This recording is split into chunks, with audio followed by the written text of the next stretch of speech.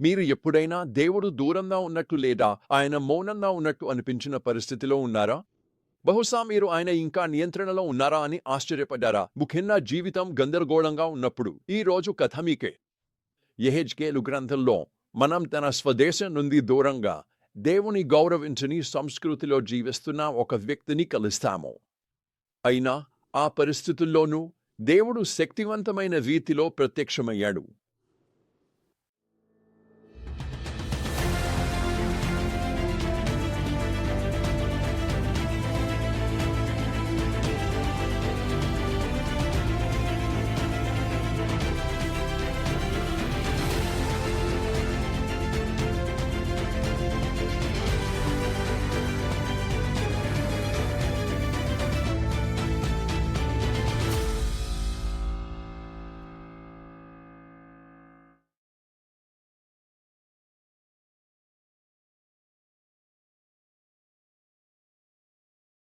ఈ రోజు మనం వివరించబోయే ప్రధాన సత్యం ఇదే. దేవుడు సర్వాధికారి, పరిశుద్ధుడు, ప్రతి పరిస్థితిలో ఉన్నవాడు. ఎంత కష్టమైన పరిస్థితుల్లోనైనా ఆయన మనతో ఉన్నాడు. పరిస్థితి ఎంత కఠినంగా ఉన్నా మనం విశ్వాసంగా ఉండాలని ఆయన పిలుస్తాడు.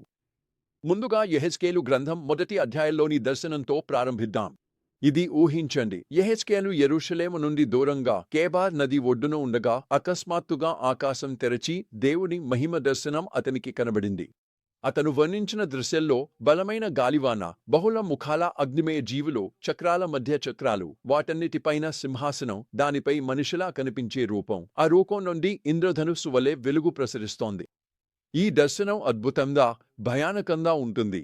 కానీ అదే సమయంలో దేవుని మహిమను, ఆయన సర్వాధికారాన్ని మనకు బలంగా గుర్తు చేస్తుంది. యెహెజ్కేలు చూసిన దేవుడు కాలానికి, స్థలానికి లేదా మానవ జ్ఞానానికి పరిమితుడు కాడు. ఆయన పరిశుద్ధుడు, సర్వోన్నతుడు అయినప్పటికీ తన సృష్టిలో ఎంతో సన్నిహితంగా పాల్గొంటున్నాడు. అద్భుతమైన విషయం ఉంది. ఈ దర్శనం మనలను యేసునికి తీస్తుంది. హెబ్రీయులకు 1-3లో యేసు దేవుని మహిమకు ప్రకాశము, అంటే ఆయన స్వరూపానికి ఖచ్చితమైన ప్రతిబింబమని చెబుతుంది. అందువల్ల పాత నిబంధనలో కూడా దేవుని మహిమను వెల్లడించడానికి రాబోయే మెస్సియా యొక్క సంకేతాలను మనం చూస్తాము. పూర్తిగా. కానీ ఈ దర్శనం దేవుని శక్తి గురించే కాదు.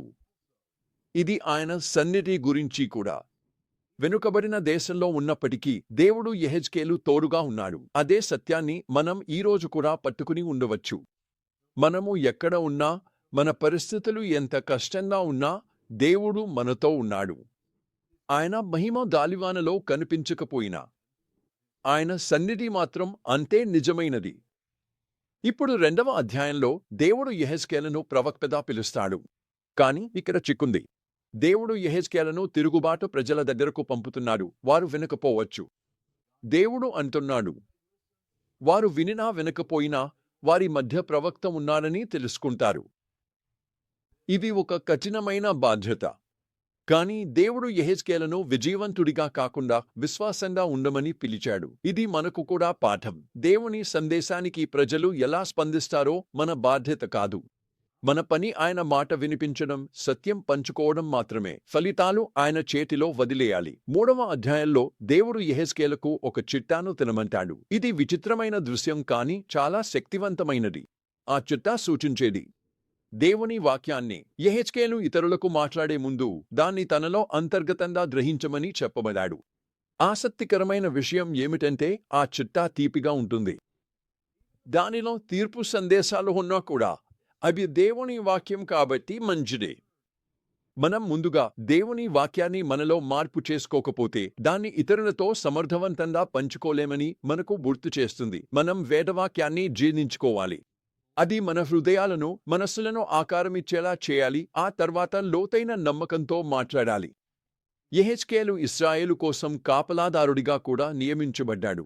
3వ అధ్యాయం 16-21 వచనాలలో యెహెజ్కేలు పాత్ర పాప ఫలితాలను ప్రజలకు హెచ్చరించడమేరని దేవుడు స్పష్టంగా చెబుతున్నాడు. అతను వారిని హెచ్చరించకపోతే అతడే బాధ్యత వహించాలి. ఇది మనకు ఒక గంభీరమైన గుర్తు. నమ్మకస్తులుగా మనం సత్యాన్ని చెప్పాల్సిన బాధ్యత ఉంది. అది అసౌకర్యంగా ఉన్నా కూడా.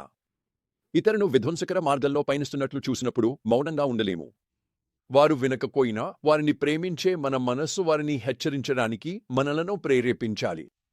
ఇప్పుడు 6వ 7వ అధ్యాయాల్లో దేవుని తీర్పు వాస్తవాన్ని చూస్తాము. ఇశ్రాయేలు విగ్రహారాధన వైపు మొగ్గింది. దేవుడు దాన్ని కొనసాగించనివ్వలేదు. ఆయన వారి బలిపీఠాలు ధ్వంసమవుతాయని, విగ్రహాలు పదలగొట్టబడతాయని, ప్రజలు చిత్తరువవుతారని ప్రకటించాడు. ఇది కఠినమైన సందేశం, కాని అవసరమైనదే. దేవుడు పరిశుద్ధుడు, ఆయన పాపాన్ని ఎప్పటికీ సహించలేడు. కాని ఇక్కడ ఒక విషయం ఉంది. తీర్పులో కూడా దేవుని అంతిమ లక్ష్యం పునరుద్ధరణే.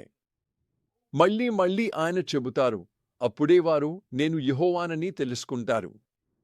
దేవుని కోరిక శిక్షించడానికే శిక్షించడమే కాదు, అది ఆయన ప్రజలను తిరిగి తనవైపు తేవడానికే. ఇక్కడ దేవుని కాకుండా మరేదైనా మీద నమ్మకం పెట్టుకోవడం వృధా అని కూడా హెచ్చరిక ఉంది.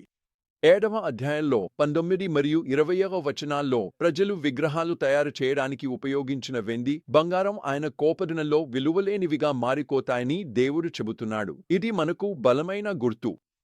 మనము డబ్బు, విజయాలు, మన స్వంత సామర్థ్యాల మీద నమ్మకం పెట్టుకోమని చెప్పే ప్రపంచంలో జీవిస్తున్నాం. ఇవేవీ మనను రక్షించలేవు. నిజమైన భద్రత దేవునిలో మాత్రమే లభిస్తుంది. ఈ సత్యాలను ఈరోజు ఎలా వర్తించుకోవచ్చు? మొదటిగా, జీవితం నియంత్రణలో లేనట్టు అనిపించినా కూడా దేవుడు సర్వాధికారి అని మనం గుర్తుంచుకోవాలి. యెహెజ్కేలు లాగే మనం ఎక్కడ ఉన్నా దేవుడు మనతో ఉన్నాడని నమ్మవచ్చు. రెండవది, దేవుని సత్యాన్ని పంచుకోవడంలో విశ్వాసంగా ఉండమని మనకు పిలుపు ఉంది. అది కష్టమైనా, మనం ఆశించే ఫలితాలు కనిపించకపోవచ్చు, కానీ మన పని విధేయతగా ఉండటం, దేవునికి వదిలేయడం. మూడవది, దేవుని వాక్యాన్ని మన హృదయంలో నిలుపుకోవాలి. బైబిల్ చదవడం సరిపోదు, అది మనను లోపల నుంచి బయటకు మార్చేలా అనుమతించాలి. చివరగా, పాపం ప్రమాదాల గురించి ఇతరులను హెచ్చరించాల్సిన అవసరం మనకు ఉంది. ప్రేమ మౌనంగా ఉండదు, అది నిజాన్ని మాట్లాడుతుంది, అది కష్టంగా ఉన్నా కూడా. యెహెజ్కేలు కథ మనకు దేవుడు పరిశుద్ధుడు, సర్వాధికారి, మనతో ఉన్నవాడు అని గుర్తు చేస్తుంది. తీర్పులో ఆయన హృదయం పునరుద్ధరణ కోసం ఉంటుంది. కాబట్టి మీరు ఈరోజు ఏదైనా ఎదుర్కొంటున్నా గుర్తుంచుకోండి, దేవుడు మిమ్మల్ని వదిలిపెట్టలేదు. ఆయన మీతో ఉన్నాడు, పని చేస్తున్నాడు, విశ్వాసంగా ఉండాలని పిలుస్తున్నాడు. ఆయనను నమ్మండి, ఆయనకు విధేయంగా ఉండండి, మరియు ఆయన వాక్యం మీ జీవితాన్ని మార్చనివ్వండి. ఎందుకంటే నిజమైన ఆశ మరియు భద్రత అక్కడే లభిస్తాయి.